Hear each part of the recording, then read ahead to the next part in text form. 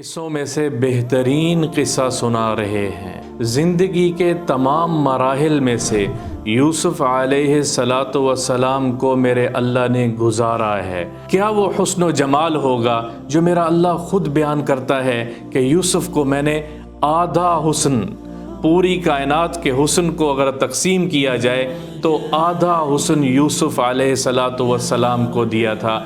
چھوٹے بچے تھے، اس کے اوپر انہوں نے یہ پلاننگ کی، انہوں نے یہ اسکیم لڑائی کہ یوسف کو یہاں سے لے جاتے ہیں اور اس کو قتل کر دیتے ہیں۔ تو وہ ایسے دل میں سختی تھی اس وقت ان کے بھائیوں کی۔ دوسری روایت میں مفسرین نے لکھا ہے وزیر خزانہ بناتا ہوں، آپ امانت دار ہیں، آپ ہی اس مسئلے کو حل کیجئے۔ بادشاہ نے ہمیں بغیر مال کے اتنا سارا غلہ دیا ہے تو وہ دوبارہ لینے کے لیے بھی ضرور آئیں گے۔ اور دوسرا یہ کہ بادشاہ نے شاید غلطی سے یہ رہ گیا ہمارے پاس تو یہ مال ان کو واپس کریں، اس لیے بھی واپس آئیں گے۔ تو یوسف علیہ السلام کی تدبیر یہ تھی کہ ان کو دوبارہ واپس بلایا جائے۔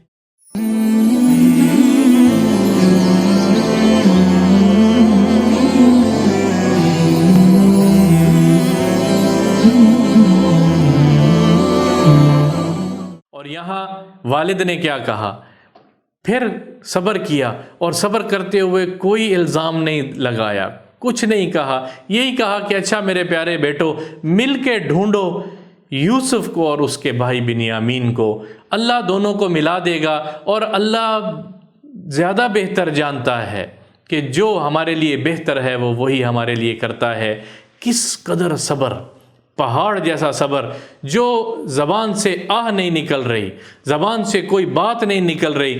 سبق ہے ہمارے لیے اس قصے میں، اللہ سچائی کے ساتھ ہے، اللہ سچوں کے ساتھ ہے، اللہ متقی لوگوں کے ساتھ ہے، اللہ صبر کرنے والوں کے ساتھ ہے۔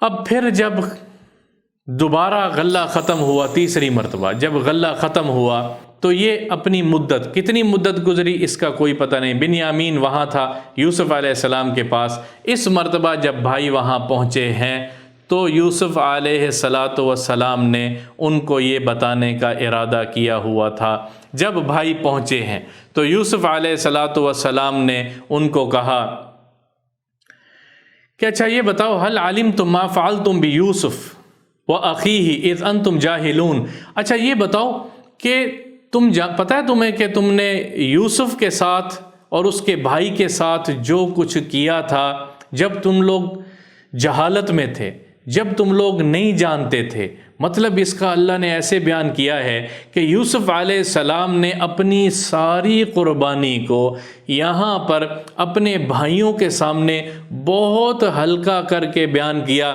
تاکہ ان کو اس قدر شرمندگی نہ ہو، بس احساس ان کو ہو هل علمتم ما فعلتم بيوسف واخيه اذ انتم جاہلون۔ اب تم نے جان بوجھ کے نہیں کیا، تم نے غفلت میں کیا ہے، تم نے جہالت میں کیا ہے، لیکن کیا تم جانتے ہو؟ تو جب یہ آواز کان میں پڑی ان بھائیوں نے ایک دوسرے کی طرف دیکھا اور ان کو آنکھوں میں یوں اندازہ ہوا کہ یہ تو یوسف ہے۔ اِنَّكَ لَأَنْتَ یوسف، کیا تو ہی یوسف ہے؟ اس کلام میں میرے اللہ نے استفہام کو بیان کیا ہے، اِنَّا کے ساتھ تاکید کو بیان کیا ہے اور لام کے ساتھ تاکید کو بیان کیا ہے۔ اِنَّكَ لَأَنْتَ یوسف، کیا تو ہی یوسف ہے؟ ہو سکتا ہے۔ پھر وہ اس گمان میں گئے کہ نہیں یہ تو ہو نہیں سکتا، وہ یوسف کہاں ہم نے کنویں میں ڈالا تھا۔ وہ ساری کی ساری تصور، وہ ساری کی ساری جو داستان تھی، وہ ماضی کا جو کیا کرایا تھا، اور وہ ساری داستان ان کے ذہن میں یوں خیال بن کے گھومی ہوگی تو یہ لفظ نکلا ہے اِنَّكَ لَأَنْتَ یوسف۔ اس میں تحقیق بھی ہے، اس میں استفہام بھی ہے، اس میں اپنے آپ کو بھی سمجھانا ہے اور اس میں ایک حیرت بھی ہے، تعجب، استفہام، تاکید، اور پھر اس کو بے یقینی اور یقینی کی کیفیت کو میرے اللہ نے اکٹھا کر کے اس آیت میں بیان کیا ہے کہ ہاں یوسف تو یہی ہے۔ اور انہوں نے کہا انا یوسف، میں یوسف ہوں اور یہ میرا بھائی ہے۔ میں یوسف ہوں اور یہ میرا بھائی ہے، تو وہ سارے کے سارے یوسف علیہ الصلاۃ والسلام کے سامنے سجدے میں گرے ہیں اور انہوں نے کہا کہ ہمیں معاف کر دے، ہم نے تیرے ساتھ جو کیا ہے۔ انہوں نے کہا اچھا ٹھیک ہے، تمہیں تمہارا رب معاف کرے گا جو تم نے کیا ہے۔ ایک قافلے کے ذریعے انہوں نے کچھ لوگوں کے ذریعے اپنے والد کے پاس اپنی پہنی ہوئی اپنا لباس قمیص بھجوائی ہے، اور ایک روایت میں ابن عباس رضی اللہ تعالیٰ عنہما اور حضرت انس رضی اللہ تعالیٰ عنہما اس روایت کو نقل کرتے ہیں، اور قرطبی نے لکھا ہے، فرمایا کہ اللہ نے ایک ہوا چلائی، اس قمیص کو لے کے جب قافلہ جا رہا تھا اللہ نے ایک ہوا چلائی، اس ہوا کے ذریعے سے وہ جو کرتے کی خوشبو تھی یوسف علیہ السلام کی وہ باپ یعقوب علیہ السلام تک پہنچی، تو انہوں نے کہا کہ میں اجد ریح یوسف، میں یوسف کی خوشبو سونگھ رہا ہوں۔ تو وہاں آس پاس جو لوگ تھے انہوں نے کہا آپ کو کیا ہو گیا ہے؟ انہوں نے کہا تم جو کچھ کہہ رہے ہو، جیسے کہہ رہے ہو، مجھے تو اس کی خوشبو آ رہی ہے، مجھے لگتا ہے یوسف کے پاس جانے کا وقت آ گیا ہے۔ اور قافلہ پہنچا ہے، اس قافلے کے پاس جو قمیص تھی وہ قافلے کے لوگوں نے یعقوب علیہ السلام کی آنکھوں پہ لگائی تو وہ بنائی واپس آئی ہے، اور وہ قمیص کی خوشبو کو سونگھتے ہوئے پھر قافلے کے ساتھ ان کو حکم تھا کہ میرے والد کو وہاں لے کر آنا ہے۔ یعقوب علیہ السلام اور ان کی اہلیہ کو وہاں لے کر گئے۔ والد اور والدہ کو یوسف علیہ السلام کے پاس جب پیش کیا گیا، لایا گیا، تو روایت میں آتا ہے کہ یوسف علیہ السلام نے جو اپنی مسند تھی اس سے اونچا والد اور والدہ کو بٹھایا ہے، اور پھر بھائیوں نے یوسف علیہ السلام کو ایک ساتھ سجدہ کیا ہے اور کہنے لگے یہ میرے خواب کی تعبیر تھی، یہ میرے خواب کی تعبیر تھی، جو میں نے دیکھا تھا 11 ستارے اور سورج اور چاند، 11 ستارے مجھے سجدہ کر رہے ہیں۔ نبی پاک صلی اللہ تعالیٰ علیہ وسلم نے فرمایا ہے الصبر عند صدمۃ الاولیٰ، صبر وہ ہے جو پہلے صدمے پر کیا جائے، جیسے ہی صدمہ پہنچے، کوئی حادثے کی خبر پہنچے، اس وقت جو کیا جائے صبر، اس کو صبر کہتے ہیں۔ پہلی دفعہ زبان کو خاموش کر لینا یا وہ صبر ہے، اور پہلی دفعہ واویلا کرنا یا وہ بے صبری ہے، ناشکری ہے۔ میرے اللہ نے صبر والوں کے ساتھ ہونے کا کہا ہے، ان اللہ مع الصابرین، میرا اللہ صبر والوں کے ساتھ ہے۔ دیکھو یوسف علیہ السلام کے قصے میں اللہ نے کتنے سبق دیے ہیں۔ اللہ سچ کے ساتھ ہے، ایک سبق، اللہ صبر والوں کے ساتھ ہے، دوسرا سبق، اللہ تقوی والوں کے ساتھ ہے، تیسرا سبق، میرے اللہ نے عزت اللہ دیتا ہے جس کو چاہتا ہے، چوتھا سبق، عزت ذلت کے نقشوں میں سے عزت نکالتا ہے، پانچواں سبق، اسباب ذلت ہیں میری اور آپ کی نظر میں، میری اور آپ کی نظر میں، اور وہ اسباب ذلت جن کو ہم سمجھتے ہیں وہ اللہ کی نظر میں قربانی ہے۔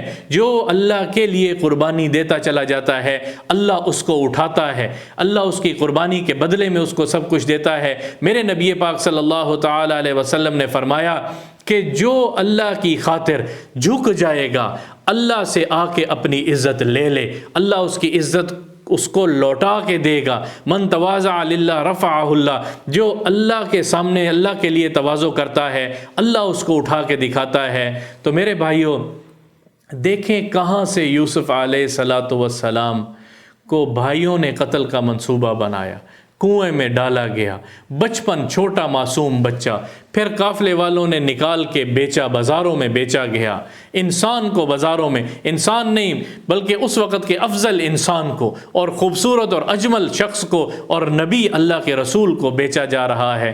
پھر گناہوں میں سب سے بڑے گناہ زنا کی تہمت لگائی جا رہی ہے، پھر تہمت کے ثابت نہ ہونے کے باوجود 9 سال جیل میں گزارے جا رہے ہیں، اور پھر میرے اللہ نے عزت کے نقشے نکالے ہیں۔ 40 سال کا یہ سارا پروسیس ہے جس میں سے چلا کے میرے اللہ نے عزت میں چلایا ہے، عزت کے نقشے بنائے ہیں، عزت دی ہے۔ اور پھر یوسف علیہ السلام اور یعقوب علیہ السلام نے آگے زندگی گزاری ہے۔ یعقوب علیہ السلام بعد میں ان کا انتقال ہوا تو ان کے کفن دفن میں یوسف علیہ السلام شامل ہوئے، اور سے اجازت لے کے یوسف علیہ الصلاۃ والسلام نے اپنے والد یعقوب علیہ الصلاۃ والسلام کو وہیں دفن کیا جو ابراہیم علیہ الصلاۃ والسلام نے ایک غار، ایک جگہ خریدی تھی ایک شخص سے، اور وہاں ان کی بھی قبر ہے، ان کے بیٹے اسحاق کی بھی قبر ہے، ان کی اہلیہ سارہ کی بھی قبر ہے۔ یعقوب علیہ الصلاۃ والسلام کی وصیت کے مطابق ان کو بھی وہاں دفن کیا گیا ہے۔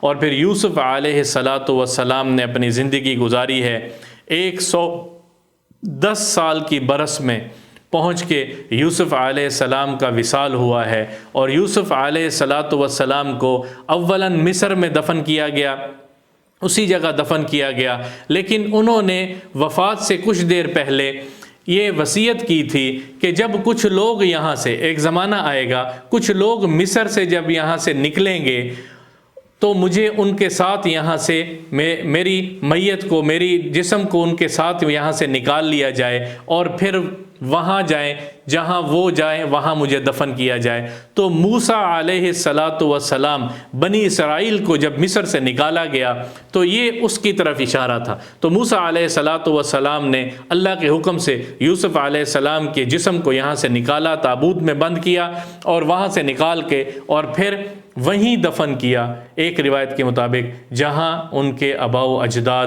ابراہیم علیہ الصلاۃ والسلام اور اسحاق علیہ الصلاۃ والسلام اور یعقوب علیہ الصلاۃ والسلام، اور وہیں یوسف علیہ الصلاۃ والسلام کو بھی دفن کیا گیا ہے۔ اللہ تعالیٰ مجھے اور آپ کو اس قصے کو سن کے اس پہ عمل کرنے کی توفیق عطا فرمائے۔